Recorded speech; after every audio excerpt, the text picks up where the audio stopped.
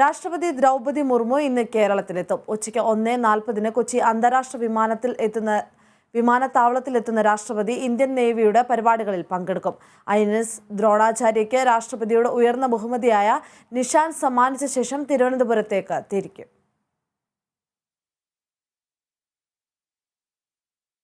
സംബന്ധിച്ച് കൂടുതൽ വിശദാംശങ്ങളുമായി ഇപ്പോൾ അശ്വതി ചേരും. അശ്വതി, ആദ്യമായിട്ടാണ് രാഷ്ട്രപതി ആയ ശേഷം ദ്രൗപദി മുർമു ഇന്ന് കേരളത്തിലെത്തുന്നത്. എന്തൊക്കെയാണ് ഇന്ന് കേരളത്തിൽ പങ്കെടുക്കാൻ സാധ്യതയുള്ള പ്രധാന പരിപാടികൾ?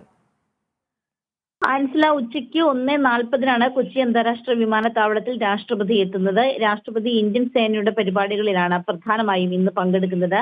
INS ദ്രോണാചാര്യയ്ക്ക് രാഷ്ട്രപതിയുടെ ഉയർന്ന ബഹുമതിയായ നിഷാൻ സമ്മാനിച്ച ശേഷം തിരുവനന്തപുരത്തേക്ക് തിരിക്കും. 7:20 തിരുവനന്തപുരത്ത് എത്തുന്ന രാഷ്ട്രപതി ഹോട്ടൽ ഹയാത്ത് റീജിയൻസിൽ താമസിക്കും. പിറ്റേ ദിവസം അമൃതാനന്ദമയി മഠം സന്ദർശിക്കും. അതായത് നാളെയാണ് അമൃതാനന്ദമയി മഠത്തിൽ സന്ദർശനം നടത്തുന്നത്. പിന്നീട് തിരികെ തിരുവനന്തപുരത്തെത്തി കവടിയാർ ഉദയ് പാലസ് കൺവെൻഷൻ സെന്ററിൽ കുടുംബശ്രീയുടെ പരിപാടിയിലും അതുപോലെ തന്നെ സംസ്ഥാന സർക്കാരിന്റെ പൗരസ്വീകരണത്തിലും പങ്കെടുക്കും.